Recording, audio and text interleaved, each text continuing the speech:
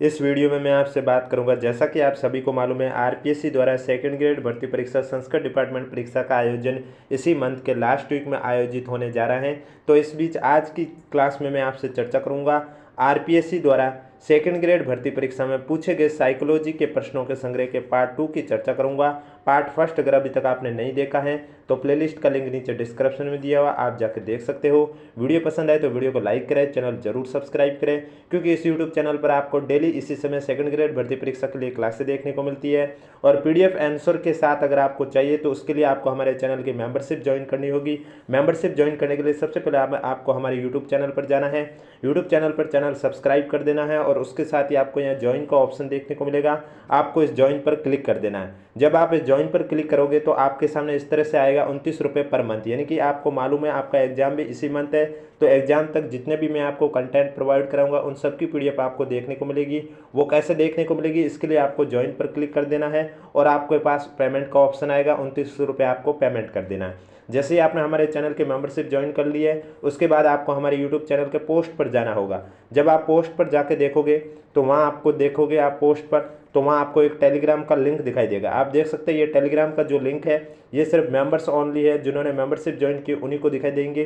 तो आपको इस लिंक पर क्लिक करके टेलीग्राम चैनल होगा उसे ज्वाइन कर लेना और वहाँ पर आपको हाय हेलो लिखना है, क्योंकि आपका मैसेज आने के बाद ही आपको वहाँ पर पीडीएफ देखने को मिलेगी, उससे पहले नहीं देखने को मिलेगी। तो इस तरह से आपको हमारी मेंबरशिप ज्वाइन कर लेनी है, जिससे कि आपको आंसर के साथ पीडीएफ देखने को मिलेगी। तो चलिए वीडियो स्टार्ट करते हैं। वीडियो स्टार्ट करने से पहले एक बार वीडियो को लाइक कर लीजिए और चैनल भी जरूर सब्सक्राइब कर लीजिए, क्योंकि आरपीएससी द्वारा सेकंड ग्रेड भर्ती परीक्षा में जो साइकोलॉजी के क्वेश्चन पूछे हैं वो मैं आपको करवाने जा रहा हूं और डेली आपको ये क्लास इसी समय इस यूट्यूब चैनल पर देखने को मिलेगी।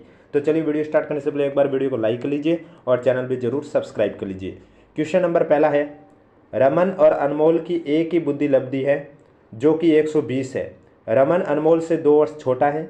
यदि अनमोल 12 वर्ष का है तो रमन की मानसिक आयु क्या होगी। ये आईक्यू का जो फॉर्मूला है उससे सॉल्व होगा।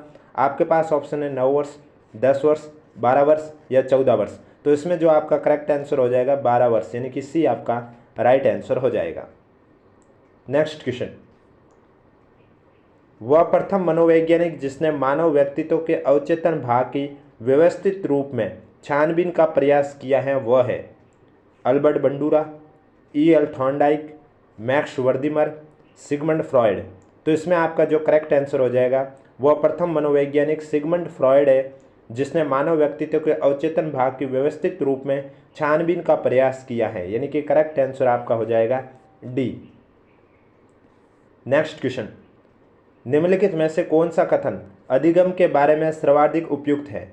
यह प्रक्रिया है उत्पादनी, यह अप्रकट प्रक्रिया है, यह अनायास होता है या यह व्यवहार में अस्थायी परिवर्तन है। तो इसमें आपका राइट आंसर हो जाएगा यह प्रक्रिया है उत्पादनी, यानी कि ए आपका करेक्ट आंसर हो जाएगा। नेक्स्ट क्वेश्चन, एक विचार अथवा अवधारणा के निर्माण में उपयुक्त वैचारिक प्रक्रिया जो नई, मौलिक और उपयोगी है क्या कहलाती है। सृजनात्मकता, उपलब्धि, बुद्धि या व्यक्तित्व। तो इसमें आपका राइट आंसर हो जाएगा सृजनात्मकता, यानी कि ए आपका करेक्ट आंसर हो जाएगा। अगर आपको आंसर के साथ पीडीएफ चाहिए तो आपको हमारे चैनल की मेंबरशिप ज्वाइन करनी होगी, और वो कैसे ज्वाइन करनी है मैंने आपको वीडियो के स्टार्टिंग में बता दी है। अगर अभी तक आपने नहीं देखी है तो आप जाके देख सकते हो। बाकी वीडियो पसंद आए तो वीडियो को लाइक जरूर करें और चैनल भी जरूर सब्सक्राइब करें। निम्नलिखित में से कौन सा सिद्धांत अधिगम के व्यवहारवादी सिद्धांतों में सम्मिलित नहीं है। त्रुटि और प्रयास का सिद्धांत, शास्त्रीय अनुबंधन का सिद्धांत, क्षेत्र सिद्धांत या क्रिया प्रसूत अनुक्रिया अनुबंधन कर्क का सिद्धांत। तो इसमें आपका जो करेक्ट आंसर है वो हो जाएगा क्षेत्र सिद्धांत, सी आपका राइट आंसर हो जाएगा। मैं जो भी क्वेश्चन का आंसर बता रहा हूँ वो आरपीएससी के ऑफिशियली आंसर की के अकॉर्डिंग आपको मैं आंसर बता रहा हूँ। नेक्स्ट क्वेश्चन है, बीएफ स्किनर का अधिगम सिद्धांत मुख्यतः प्रयोगशाला प्रयोगों पर आधारित था, जबकि हल का सिद्धांत किस पर आधारित था। परिकल्पनाओं पर, गणितीय गणनाओं पर, प्रयोगशाला से बाहर किए गए प्रयोग पर या सामाजिक अधिगम पर। तो इसमें आपका राइट आंसर हो जाएगा बीएफ स्किनर का अधिगम सिद्धांत मुख्यतः प्रयोगशाला प्रयोगों पर आधारित था, जबकि जो हल का सिद्धांत है वो गणितीय गणनाओं पर आधारित था, यानी कि जो करेक्ट आंसर है वो आपका हो जाएगा बी। नेक्स्ट क्वेश्चन है, निम्नलिखित में से कौन सा अधिगम का निर्मितिवादी विचार नहीं है। अधिगम वैसा का वैसा संप्रेयतात्मक स्कीमा है। अधिगम एक सक्रिय अर्थ निर्माण प्रक्रिया है। नया अधिगम अधिगमकर्ता के पूर्व अधिगम पर आधारित होता है। अधिगम सामाजिक अंतःक्रिया द्वारा सुगम होता है। तो इसमें जो आपका राइट आंसर हो जाएगा, जो अधिगम का निर्मितिवादी विचार नहीं है, वो पहला है अधिगम वैसा का वैसा सम प्रत्यात्मक स्कीमा है, ये गलत है, ये आपका करेक्ट आंसर हो जाएगा। नेक्स्ट क्वेश्चन है, गैने के अनुसार निम्नलिखित में से कौन से 8 में से 4 अधिगम प्रकारों का सही पदानुक्रमिक क्रम है, यानी कि पद के अनुसार सही क्रम कौन सा है, किसके अनुसार, गैने के अनुसार अधिगम के प्रकारों का। तो इसमें आपके पास ऑप्शन है संप्रत्यय, सिद्धांत, बहुविभेदीकरण या समस्या समाधान, सिद्धांत, बहुविभेदीकरण, संप्रत्यय या समस्या समाधान, समस्या समाधान, संप्रत्यय, सिद्धांत, बहुविभेदीकरण या बहुविभेदीकरण, संप्रत्यय, सिद्धांत, समस्या समाधान। तो पदों के हिसाब से डी आपका करेक्ट आंसर हो जाएगा। नेक्स्ट क्वेश्चन है, निम्नलिखित में से कौन सी व्यक्तित्व आकलन की प्रक्षेपी तकनीक नहीं है, बालक अंतर्बोध परीक्षण, शब्द साहचर्य परीक्षण, वाक्य पूर्ति परीक्षण या मिनेसोटा बहुस्तरीय व्यक्तित्व अनुसूची। तो मिनेसोटा बहुस्तरीय व्यक्तित्व अनुसूची डी आपका करेक्ट आंसर हो जाएगा। नेक्स्ट क्वेश्चन, निम्नलिखित में से कौन सी अच्छे समायोजन की विशेषता नहीं है, अपनी शक्तियों सीमाओं का ज्ञान, आकांक्षाओं का पर्याप्त स्तर, प्रतिकूल परिस्थितियों से जूझने की क्षमता, महत्वपूर्ण गलतियां खोजने की अभिवृत्ति। तो इसमें आपका राइट आंसर हो जाएगा महत्वपूर्ण गलतियां खोजने की अभिवृत्ति, यानी कि डी आपका करेक्ट आंसर हो जाएगा। नेक्स्ट क्वेश्चन, निम्नलिखित में से अध्यापक का कौन सा कार्य विद्यार्थियों की सृजनात्मकता में रुकावट है, विद्यार्थियों को नवाचारों के लिए प्रेरित करना, विद्यार्थियों को शीघ्रता से निर्णय के लिए जोर डालना, विद्यार्थियों को किसी वस्तु के हर संभव उपयोगों पर विचार के लिए कहना, विद्यार्थियों को भिन्न भिन्न रूप से विचार करने को प्रोत्साहित करना। तो इसमें आपका राइट आंसर हो जाएगा विद्यार्थियों को शीघ्रता से निर्णय के लिए जोर डालना, बी आपका करेक्ट आंसर हो जाएगा।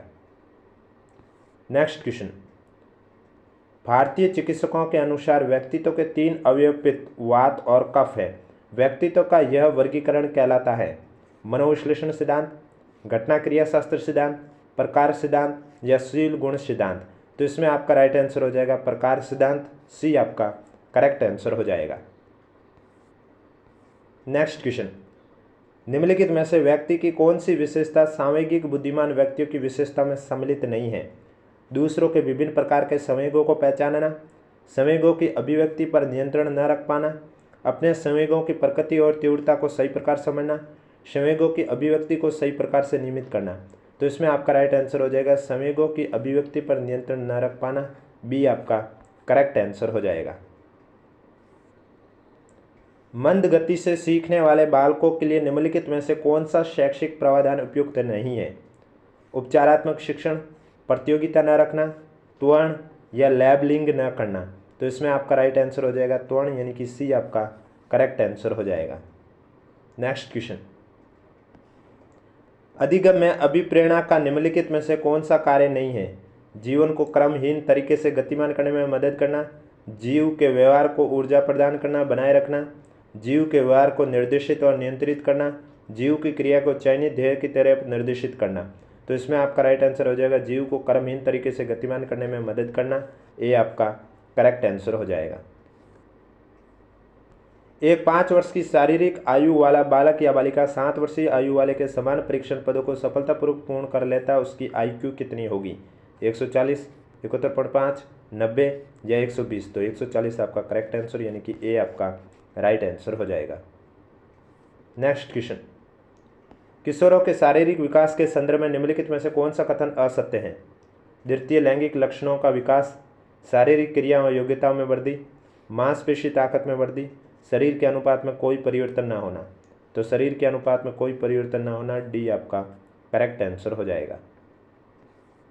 नेक्स्ट क्वेश्चन, निम्नलिखित में से कौन सा एक अभिक्षमता परीक्षण का उपयुक्त अनुप्रयोग होगा, बालक ने अध्यापक की कक्षा में क्या सीखा इसका परीक्षण करना, बालक के गणित के मानकों के निर्धारण का परीक्षण करना, बालक के चिकित्सा व्यवसाय में सफल होने का परीक्षण करना या बालक का बोर्ड की कक्षा को पास कर सकने के निर्धारण का परीक्षण करना। तो बालक के चिकित्सा व्यवसाय में सफल होने का परीक्षण करना, सी आपका करेक्ट आंसर हो जाएगा।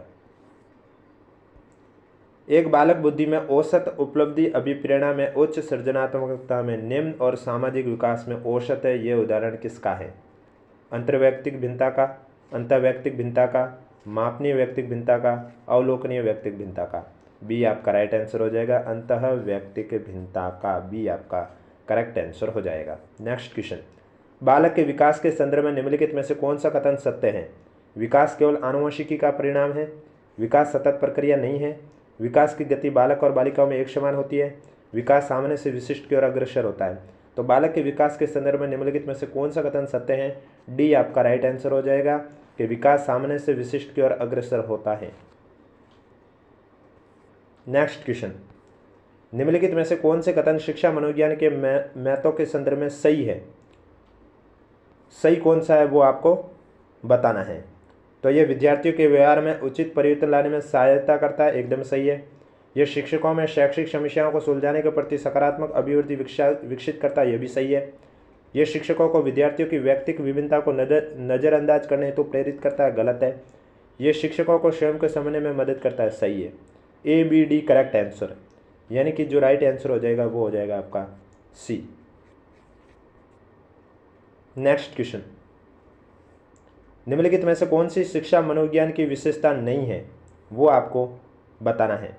तो शिक्षा मनोविज्ञान का मुख्य केंद्र दर्शन शास्त्र का अध्ययन करना है, ये आपका शिक्षा मनोविज्ञान की विशेषता नहीं है, ये आपका राइट आंसर हो जाएगा। बाकी मुख्य केंद्र मानव व्यवहार है, सही है। शिक्षा मनोविज्ञान शैक्षिक परिस्थिति में मानव व्यवहार का अध्ययन करता है, सही है। शिक्षा मनोविज्ञान शिक्षण अधिगम प्रक्रिया है तो सरल मार्ग प्रशस्त करता है, ये भी सही है। नेक्स्ट क्वेश्चन आपके आरपीएससी द्वारा डिलीट करवा दिया गया था। नेक्स्ट क्वेश्चन, जीन पियाजे के संज्ञानात्मक विकास सिद्धांत की कौन सी अवस्था में विद्यार्थी वस्तुओं या क्रियाओं की प्रतिवर्ता को समझने लगता है? मूर्त संक्रियात्मक अवस्था, औपचारिक संक्रियात्मक अवस्था, अंतःप्रज्ञा अवस्था, पूर्व संप्रत्यात्मक विचार अवस्था। तो मूर्त संक्रियात्मक अवस्था करेक्ट आंसर हो जाएगा, यानी कि ए आपका राइट आंसर हो जाएगा। कोलबर्ग के नैतिक विकास के सिद्धांत के अनुसार परंपरागत नैतिकता के अंतर्गत आने वाले नैतिक अवस्थाओं के सही कूट का चयन कीजिए कि सही कूट कौन कौन सा है। तो इसमें जो आपका केवल सी अच्छे अंतर्वैयक्तिक सिद्धांत सही है, सी आपका राइट आंसर हो जाएगा। अगर अभी तक वीडियो को लाइक नहीं किया तो एक बार वीडियो को लाइक कर लीजिए, चैनल भी जरूर सब्सक्राइब कर लीजिए। पीडीएफ आंसर के साथ चाहिए तो आप हमारे यूट्यूब चैनल की मेंबरशिप ज्वाइन कर लीजिए। मेंबरशिप कैसे ज्वाइन करनी है वीडियो के स्टार्टिंग में मैं आपको ऑलरेडी बता चुका हूँ, आप जाके देख सकते हैं। अधिगमकर्ता के विकास के संदर्भ में निम्नलिखित में से कौन सा कथन सही है आपको बताना है। तो इसमें पहला जो विकास पूर्वानुमित है ये सही है, और चौथा विकास के सभी आयाम समन्वित होते हैं, ये भी सही है। तो जो करेक्ट आंसर है ए और डी सही है, यानी कि बी आपका राइट आंसर हो जाएगा। नेक्स्ट क्वेश्चन है, बंडूरा के अनुसार लोग बार बार दंड प्राप्त करने वाले मॉडल की बजाय उस मॉडल को चुनना अधिक पसंद करते हैं जो अच्छे परिणाम देने में प्रवीण हो। इस कथन में अवलोकनात्मक अधिगम की कौन सी प्रक्रिया सम्मिलित है? धारणात्मक, उत्पादन, अवधानात्मक, अभिप्रेरणात्मक। अवधानात्मक करेक्ट आंसर हो जाएगा, यानी कि सी आपका राइट आंसर हो जाएगा। अधिगम के केंद्रीय विचार नीचे दिए जा रहे हैं। उपयुक्त दो केंद्रीय विचार के आधार पर निर्मितिवादी अधिगम के संदर्भ में कौन सा विकल्प सही है आपको बताना है। तो कौन सा विकल्प सही है? पहला है अधिगमकर्ता अपने ज्ञान के निर्माण हेतु सक्रिय रहते हैं, सही है। ज्ञान निर्माण प्रक्रिया में सामाजिक अंतर्क्रिया महत्वपूर्ण होती है, ये भी सही है। तो यानी कि इसका जो करेक्ट आंसर है वो आपका हो जाएगा ए और बी दोनों आवश्यक है, सी आपका राइट आंसर हो जाएगा। निम्नलिखित में से कौन सी अधिगम की सही विशेषता नहीं है वो आपको बताना है। पहला है अधिगम उद्देश्यपूर्ण होता है, सही है। अधिगम का मापन निष्पादन के आधार पर होता है, ये भी सही है। अधिगम से नई क्रिया को अर्जन होता है, पुरानी क्रिया में परिमार्जन होता है, ये भी सही है। थकान, परिपक्वता इत्यादि से होने वाले परिवर्तन को अधिगम कहा जा सकता है, ये गलत है। तो जो डी है वो आपका करेक्ट आंसर हो जाएगा। पूछा गया अधिगम की सही विशेषता नहीं है, वो आपका हो जाएगा डी। नेक्स्ट क्वेश्चन, व्यक्तित्व आकलन के लिए निम्नलिखित में से कौन सा परिस्थिति परीक्षण का उदाहरण नहीं है? समाजमिति, साइकोड्रामा, सैन्य स्थिति परीक्षण, MMPI। तो MMPI आपका राइट आंसर हो जाएगा, जो कि परिस्थिति परीक्षण का उदाहरण नहीं है, डी आपका राइट आंसर हो जाएगा। नेक्स्ट क्वेश्चन, एक वृद्ध व्यक्ति हमेशा अपने पूर्वों के जीवन की सफल उपलब्धियों के बारे में बताता रहता है।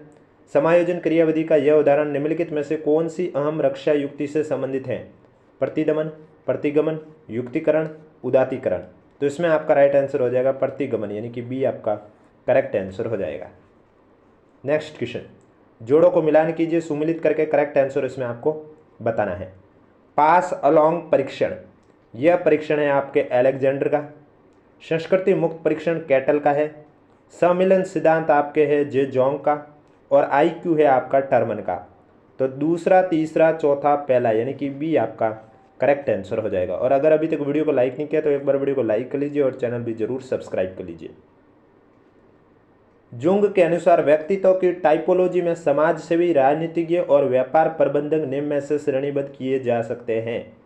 अंतर्मुखी, मध्यमुखी, उभयमुखी, बहिर्मुखी। तो इसमें आपका बहिर्मुखी करेक्ट आंसर हो जाएगा, यानी कि डी आपका राइट आंसर हो जाएगा। एक व्यक्ति अपने स्वयं को समझने और प्रभावी रूप से अपने जीवन को निर्देशित करने की योग्यता रखता है। गार्डनर के अनुसार व्यक्ति निम्नलिखित में से किस प्रकार का फ्रेम ऑफ माइंड रखता है? अंतःव्यक्ति कौशल, अंतराव्यक्ति कौशल, शारीरिक क्रियात्मक कौशल या अस्तित्व परक कौशल। तो इसमें आपका राइट आंसर हो जाएगा अंतराव्यक्तिक कौशल, बी आपका करेक्ट आंसर हो जाएगा। निम्नलिखित में से कौन सा अभिप्रेरणा का परिप्रेक्ष्य विद्यार्थी के व्यक्तिगत विकास, उसके अपने भाग्य चयन की स्वतंत्रता और सकारात्मक गुणों की क्षमता पर बल देता है? व्यवहारवादी, संज्ञानात्मक, सामाजिक या मानवतावादी? तो करेक्ट आंसर आपका मानवतावादी, यानी कि डी आपका राइट आंसर हो जाएगा। एक विद्यार्थी एक कोर्स के परीक्षण में अच्छे ग्रेड प्राप्त करने के कठिन अध्ययन करता है। यह उदाहरण है उच्च सृजनात्मकता का, अच्छी आदत का, उच्च बुद्धि का, बाह्य अभिप्रेरणा का। तो इसमें आपका जो करेक्ट आंसर है वो हो जाएगा बाह्य अभिप्रेरणा का, डी आपका करेक्ट आंसर हो जाएगा। नेक्स्ट क्वेश्चन है, निम्नलिखित में से कौन सा BK पासी द्वारा निर्मित सृजनात्मक परीक्षण का उप परीक्षण नहीं है? समस्या अवलोकन परीक्षण, सामान्य उपयोग परीक्षण, परिणाम परीक्षण, जिज्ञासा परीक्षण। तो इसमें आपका राइट आंसर हो जाएगा सामान्य उपयोग परीक्षण, बी आपका करेक्ट आंसर हो जाएगा। नेक्स्ट क्वेश्चन, प्रतिभाशाली बालकों को स्कूल में सफलता के लिए प्रोत्साहित करने के सर्वोत्तम तरीके के बारे में अनुसंधान सुझाते हैं कि स्वयं के लिए अधिगम से प्रेम करने हेतु प्रोत्साहित करना, उन्हें उनके माता पिता की उच्च आकांक्षाओं की याद दिलाना, पुरस्कार के लिए प्रतियोगिता प्रवृत्ति को प्रोत्साहित करना, जहाँ तक संभव हो सके उन्हें सहपाठी शिक्षक नियुक्त करना। तो इसमें आपका ए राइट आंसर हो जाएगा, स्वयं के लिए अधिगम से प्रेम करने हेतु प्रोत्साहित करना, ए आपका करेक्ट आंसर हो जाएगा। नेक्स्ट क्वेश्चन, एक व्यक्ति की एक उत्पाद के प्रति अभिवृत्ति लक्षित के वस्तुनिष्ठ गुणों के बारे में उसके विश्वासों पर आधारित है। अभिवृत्ति का ये घटक है मूल्य, संज्ञानात्मक, भावात्मक, व्यवहारात्मक। तो राइट आंसर हो जाएगा संज्ञानात्मक, यानी कि बी आपका करेक्ट आंसर हो जाएगा। अपने स्वयं को अपने आंतरिक विचारों, भावनाओं और क्रियाओं के रूप में परिभाषित करने का एक तरीका आत्म प्रत्यय का दृष्टिकोण है। सामाजिक, अंतर्निर्भर, स्वतंत्र, आश्रित। तो स्वतंत्र आपका करेक्ट आंसर हो जाएगा, यानी कि सी आपका राइट आंसर हो जाएगा। नेक्स्ट क्वेश्चन है, यह क्वेश्चन RPSC द्वारा डिलीट करवा दिया गया था। नेक्स्ट क्वेश्चन, ये सभी क्वेश्चन आपके सेकंड ग्रेड भर्ती परीक्षा में पूछे गए क्वेश्चन है RPSC द्वारा, इसलिए ये मैं आपके लिए क्लास लेके आया हूँ। और वीडियो पसंद आए तो वीडियो को लाइक जरूर करें, चैनल भी जरूर सब्सक्राइब करें। शिक्षा मनोविज्ञान एक सकारात्मक विज्ञान है। शिक्षा मनोविज्ञान की इस प्रकृति के लिए निम्नलिखित में से कौन सा कथन उपयुक्त नहीं है? यह तथ्यों को जैसे हैं वे वैसे उसी तरह लेती है, यह सही है। यह तथ्यों को जैसे वे कार्य करते हैं उसी तरह लेती है, यह भी सही है। यह तथ्यों को तर्क और नैतिकता की दृष्टि से लेती है जैसा कि उन्हें होना चाहिए, ये गलत है। यह बालक के व्यवहार को जैसा है उसी तरह लेती है, ये सही है, यानी कि सी आपका करेक्ट आंसर हो जाएगा। निम्नलिखित में से कौन सा शिक्षा मनोविज्ञान के संदर्भ में सही कथन नहीं है? मनोविज्ञान के सिद्धांतों और परिणामों को शिक्षा के क्षेत्र में अनुप्रयोग शिक्षा मनोविज्ञान है, ये सही है। शिक्षा मनोविज्ञान मनोविज्ञान की वह शाखा जो केवल शिक्षण से संबंधित है, ये गलत है। शिक्षा मनोविज्ञान शैक्षिक परिस्थितियों का मनोवैज्ञानिक पक्ष का अध्ययन है, ये सही है। शिक्षा मनोवैज्ञानिक शैक्षिक विकास का क्रमबद्ध अध्ययन है, यानी कि बी इसमें जो है शिक्षा मनोविज्ञान के संदर्भ में सही कथन नहीं है। नेक्स्ट क्वेश्चन, सोवियत संघ में ग्लासनोस्ट और पेरेस्ट्रोइका की प्रक्रियाओं का प्रारंभ किसने किया? लियोनिद ब्रेजनेव ने, मिखाइल गोर्बाचेव ने, बोरिस येल्त्सिन ने या व्लादिमीर पुतिन ने? तो राइट आंसर हो जाएगा बी, मिखाइल गोर्बाचेव ने, यानी कि बी आपका करेक्ट आंसर हो जाएगा। नेक्स्ट क्वेश्चन, अनौपचारिक वार्तालाप और औपचारिक स्कूलिंग दोनों के द्वारा वयस्क बालकों तक उन तरीकों को पहुंचाते हैं जिनसे दुनिया को उनकी संस्कृति व्याख्या करती है और प्रतिक्रिया करती है। यह आधारभूत अवधारणा निम्नलिखित में से किस विकासात्मक सिद्धांत की है? यूरी ब्रॉनफेन ब्रेनर की, एरिक एरिक्सन की, जीन पियाजे की, लेव वाइगोत्स्की की, लेव वाइगोत्स्की की। तो इसमें जो आपका राइट आंसर भी हो जाएगा डी, लेव वाइगोत्स्की की। नेक्स्ट क्वेश्चन, ब्रोनफेरब्रेनर के विकास के सिद्धांत के अनुसार वह स्थितियां जिसमें विद्यार्थी काफ़ी समय व्यतीत करता है, जैसे विद्यार्थी का परिवार, संगी साथी, विद्यालय और पड़ोस, वो क्या कहलाता है? सूक्ष्म तंत्र, मध्य तंत्र, वृत्त तंत्र, बहितंत्र। सूक्ष्म तंत्र आपका करेक्ट आंसर हो जाएगा, यानी कि ए आपका राइट आंसर हो जाएगा। नेक्स्ट क्वेश्चन, बालक का भाषा विकास जन्म के समय रोने की साधारण क्रिया से प्रारंभ होता है, फिर विभेदीकरण प्रारंभ होता है और बालक क्रमशः बहुत से शब्दों की शब्दावली प्राप्त कर लेता है। उपयुक्त उदाहरण में निम्नलिखित में से कौन सा सिद्धांत प्रतिबिंबित होता है? विकास आनुवंशिकी और वातावरण का उत्पाद है, विकास सामान्य से विशिष्ट की ओर अग्रसर होता है, विकास पूर्वानुमानी है, या विकास एक व्यक्तिगत प्रक्रिया। तो बी इसमें आपका करेक्ट आंसर हो जाएगा। अधिगम के निर्धारक नीचे दिए गए हैं। अधिगम की प्रकृति, अभिप्रेरण का प्रभाव, विन्यास का प्रभाव या अभ्यास। उपयुक्त निर्धारकों का उपयोग करते हुए बताइए कि अधिगम के निर्धारकों के संदर्भ में कौन सा विकल्प सही है। तो मैं आपको इसमें ए बी सी डी जो चारों दे रखे हैं, प्रकृति, प्रभाव, विन्यास का प्रभाव, अभ्यास, सभी सही है। डी आपका करेक्ट आंसर हो जाएगा। निर्मितिवादी अधिगम के लिए निम्नलिखित में से कौन सी उपयुक्त परिस्थितियां हैं, वो आपको बतानी है। आपको चार दे रखी है, इनमें से कौन सी परिस्थितियां हैं। अधिगमकर्ता के पूर्व ज्ञान पर आधारित नया अधिगम एकदम सही है। अर्थपूर्ण कार्य का निर्माण करना सही है। ज्ञान का सक्रिय सर्जन और व्याख्या सही है। सामाजिक अंतक्रिया को सुगम बनाना, ये भी सही है। ए बी सी डी सब सही है, तो करेक्ट आंसर इसमें आपका हो जाएगा सी। नेक्स्ट क्वेश्चन, मिस्टर अमित की उपलब्धि में निष्ठा है और व्यक्तित्व की यह प्रकृति उसमें जीवन भर व्याप्त रहती है। आलपोर्ट के वर्गीकरण के अनुसार यह लक्षण क्या कहलाता है? केंद्रीय, प्रधान, द्वितीयक प्रकृति, स्रोत। प्रधान यानी कोऑर्डिनल, बी आपका राइट आंसर हो जाएगा। व्यक्तित्व आकलन के प्रक्षेपी प्रविधियों की निम्नलिखित में से कौन सी एक विशेषता नहीं है? चेतनीय अनुक्रिया, अस्पष्ट विषय वस्तु, बहुपक्षीय अनुक्रियाएं, स्वतंत्र अनुक्रियाएं। चेतनीय अनुक्रिया ए आपका करेक्ट आंसर हो जाएगा। पर्यावरणीय आवश्यकताओं के अनुरूप व्यवहार करना कहा जाता है। दबाव, विकल्प का चयन, अनुक्रिया, समायोजन। समायोजन आपका राइट आंसर हो जाएगा। नेक्स्ट क्वेश्चन, अवलोकनात्मक अधिगम प्रक्रियाओं का सही क्रम कौन सा है? धारणात्मक, उत्पादन, अभिप्रेरणात्मक, अवधानात्मक, या फिर अवधानात्मक, धारणात्मक, उत्पादन, अभिप्रेरणात्मक, या फिर अभिप्रेरणात्मक, अवधानात्मक, उत्पादन, धारणात्मक, या फिर अवधानात्मक, उत्पादन, अभिप्रेरणात्मक, धारणात्मक। तो अवलोकनात्मक अधिगम प्रक्रियाओं का जो सही क्रम है वो है आपका अवधानात्मक, उसके बाद धारणात्मक, उसके बाद उत्पादन और उसके बाद अभिप्रेरणात्मक, यानी कि बी आपका करेक्ट आंसर हो जाएगा। अगर अभी तक वीडियो को लाइक नहीं किया तो एक बार वीडियो को लाइक कर लीजिए, चैनल भी जरूर सब्सक्राइब कर लीजिए, क्योंकि आपको इसमें साइकोलॉजी के वे क्वेश्चन में करवाने जा रहा हूं जो कि आरपीएससी द्वारा सेकंड ग्रेड भर्ती परीक्षा, चाहे वो संस्कृत डिपार्टमेंट की हो या स्कूल एजुकेशन की हो, दोनों में पूछे गए क्वेश्चनों की चर्चा कर रहा हूँ। निम्नलिखित में से कौन सा गार्डनर के बहुबुद्धि सिद्धांत का प्रकार नहीं है? तरल बुद्धि, तार्किक गणितीय बुद्धि, भाषाई बुद्धि, संगीत बुद्धि। तो इसमें आपका तरल बुद्धि करेक्ट आंसर हो जाएगा, यानी कि ए आपका राइट आंसर हो जाएगा।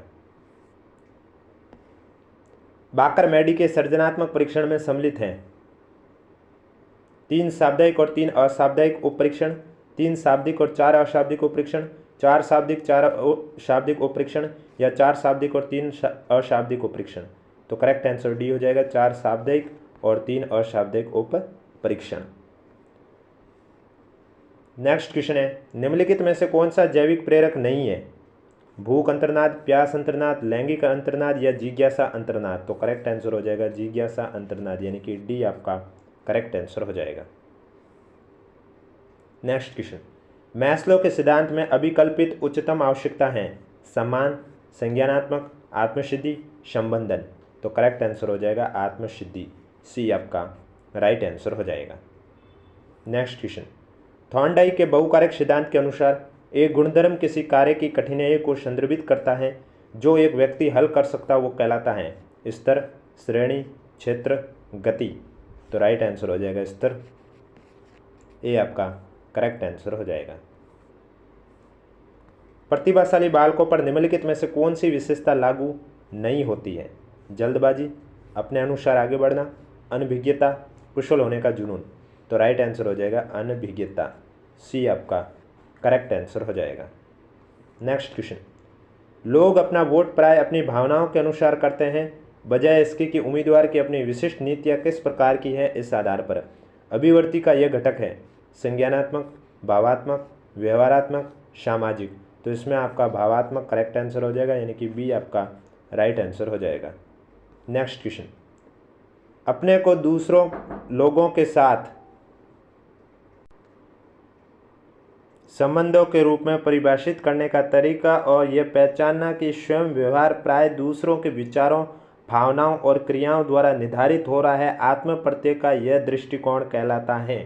तो यह दृष्टिकोण कहलाएगा अंतःनिर्भर। सी आपका करेक्ट आंसर हो जाएगा। और आज का लास्ट क्वेश्चन है, विद्यार्थी को नई विषय वस्तु को छोटे छोटे भागों में सरल पदों में पूर्व में वह जानता है उससे संबंधित कर प्रस्तुत करना चाहिए। शिक्षण की यह व्यूहरचना निम्नलिखित में से किसके लिए सर्वाधिक उपयुक्त है?